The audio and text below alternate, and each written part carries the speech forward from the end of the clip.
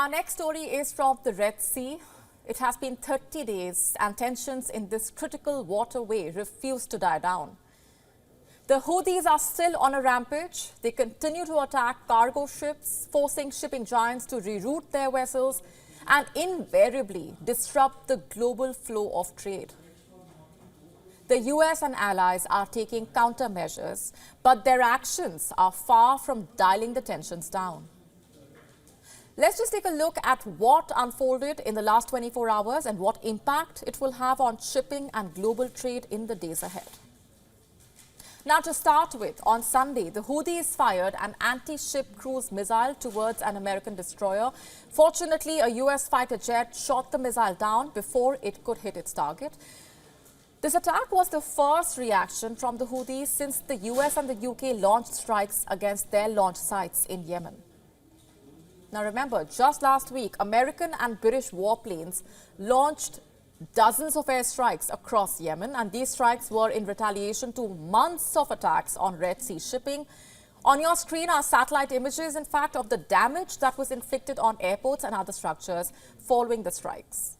And immediately after the attacks, there was uproar in Yemen. Tens of thousands of Yemeni citizens gathered in cities across the country protesting against the US-led airstrikes. They waved Palestinian flags and condemned America's actions. As the protests were underway, the Houthis also released this video. It showed the group holding military exercises, including mortar launches. Houthi leaders, meanwhile, threatened strong and effective response against the US. Listen to this. From this majestic field, we renew our pledge and loyalty to the commander. May God protect him to remain loyal and true to his directives, listening and obedient. And when meeting the enemy, we are steadfast. We are ready to sacrifice, and we long for martyrdom.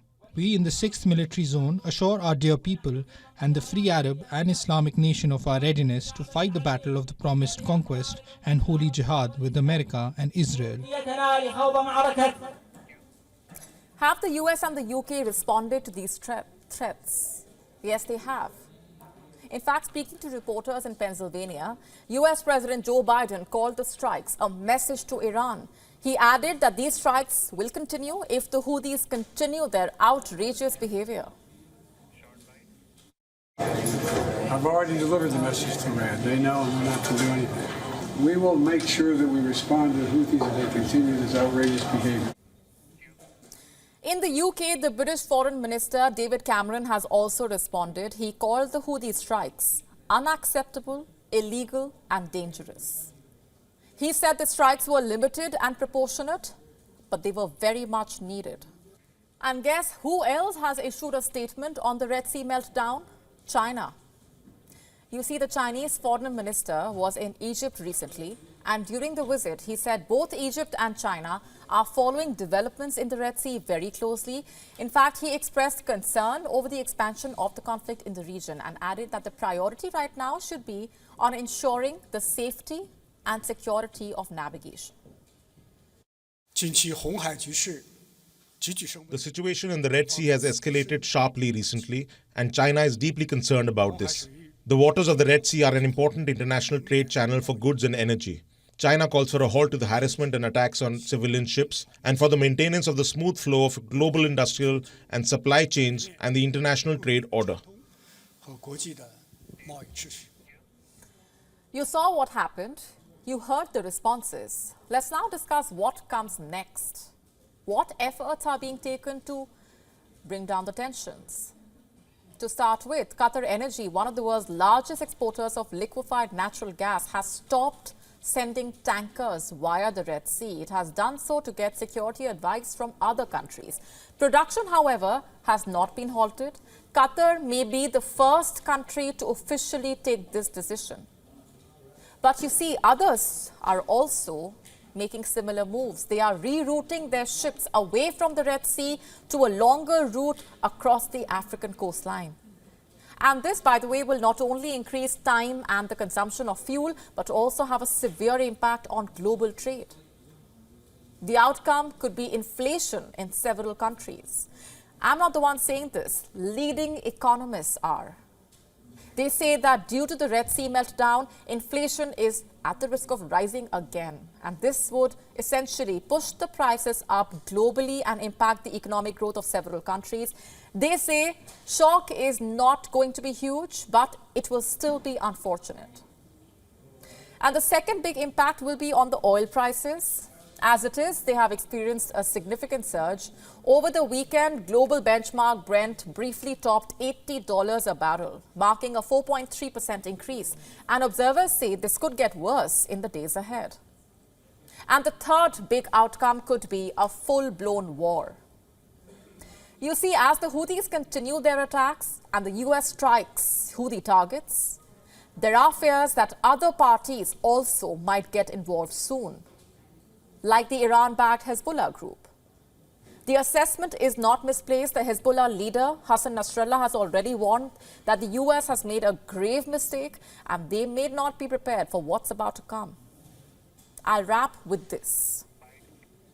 The more dangerous thing is what the Americans did in the Red Sea will harm all maritime navigation, even the ships that are not going to Palestine, even the ships which are not Israeli, even the ships that have nothing to do with the matter, because the sea has become a theater of fighting, missiles, drones and warships. Security has been disrupted. If there was a percentage of 95% security for the international maritime navigation in the Red Sea, these arrogant fools have destroyed it. And we are not done with the story yet. The Prime Minister of the UK, Rishi Sunak, is briefing the British Parliament about the strikes on the Houthi targets in Yemen. Take a look. Necessary and proportionate response to a direct threat to UK vessels and therefore to the UK itself. And Mr. Speaker, let me be absolutely clear why the Royal Navy is in the Red Sea. They are there as part of Operation Prosperity Guardian, protecting freedom of navigation as a fundamental tenet of international law. The Houthis' attack on international shipping have put innocent lives at risk. They have held one crew hostage for almost 2 months, and they are causing growing economic disruption. Global commerce cannot operate under such conditions. Containers and tankers are having to take a 5,000-mile detour around the Cape of Good Hope. That pushes up prices and imperils the passage of goods, foods and medicines that the British people and others rely on. We have attempted to resolve this through diplomacy. After numerous international calls for the attacks to stop, a coalition of countries gave the Houthis a clear and unambiguous warning 2 weeks ago. Last week, the UN Security Council passed a resolution condemning the attacks and highlighting the right of nations to defend their vessels and preserve freedom of navigation. Yet, the Houthis continued on their reckless path. Mr. Speaker, we shouldn't fall for their malign narrative that this is about Israel and Gaza. They target ships from around the world. We continue to work towards a sustainable ceasefire in Gaza and to get more aid to civilians. We also continue to support a negotiated settlement in Yemen's civil war. But I want to be very clear that this action is completely unrelated to those issues. It is a direct response to the Houthis' attacks on international shipping. And we should also recognise the risks of inaction. It would weaken international security and the rule of law, further damage freedom of navigation in the global economy, and send a dangerous message that British vessels and British interests are fair game. And there is another point here which is often overlooked. The Houthis' attack risks worsening the dire humanitarian situation in Yemen itself. The UK helps to feed around 100,000 Yemenis every month, with aid arriving via the very sea routes that the Houthis have in their sights. So, Mr. Speaker, the threats to shipping must cease. Illegally detained vessels and crews must be released, and we remain prepared to back our words with actions. Taiwan has elected its new president. His name is Lai Ching-te. People also know him as William Lai.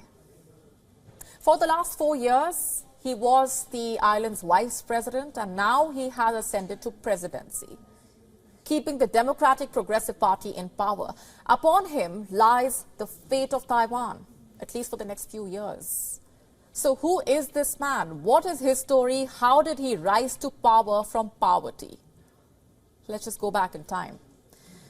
The year was 1959. Lai was born in a rural coastal town of Wanli. Both his parents worked in a coal mine. The income was meager, but there were 6 kids to feed, and the youngest of them was Lai. He was all of 3 months when a tragedy happened. His father, Lai Chow Jin, was working in the mine. He was some 300 feet underground. Suddenly, gas leaked out of the pit. There was no odor, there was no sound. The explosion came out of nowhere. Lai's father did not survive.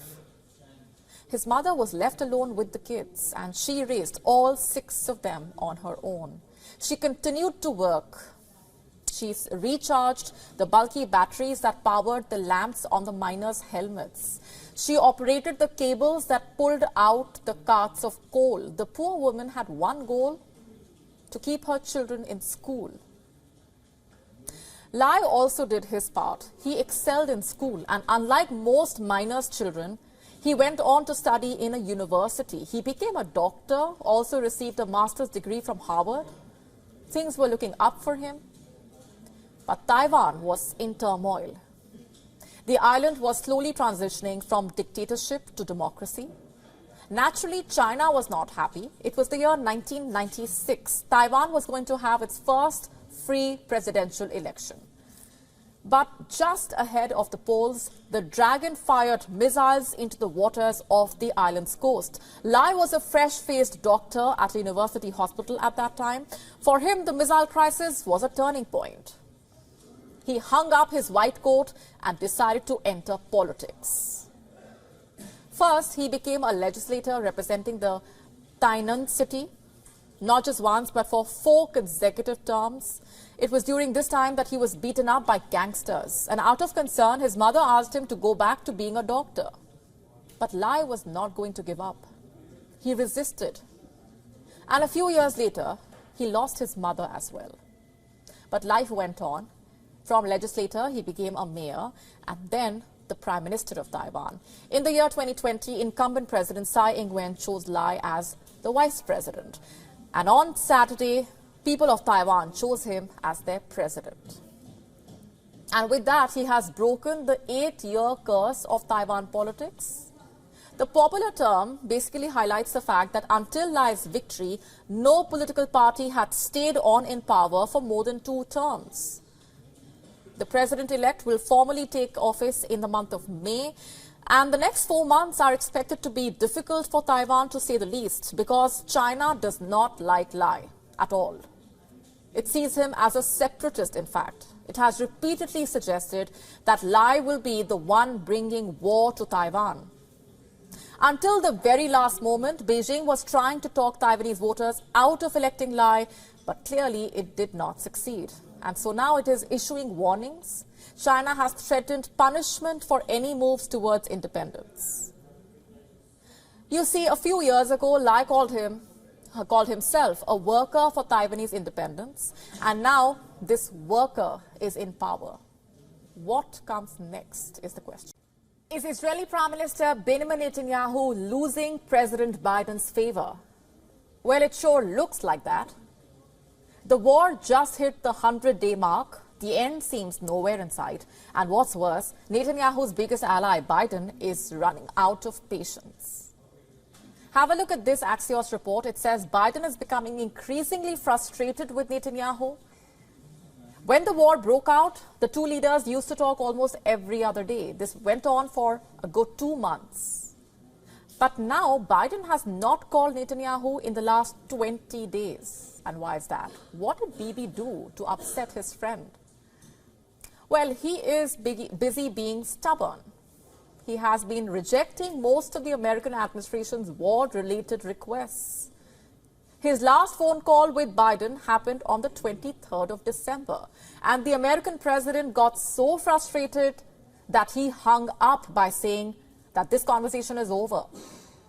What could have happened that annoyed Biden that much? What were the 2 leaders talking about? Let me tell you. President Biden had requested Netanyahu to release the Palestinian tax revenues that Israel has been withholding.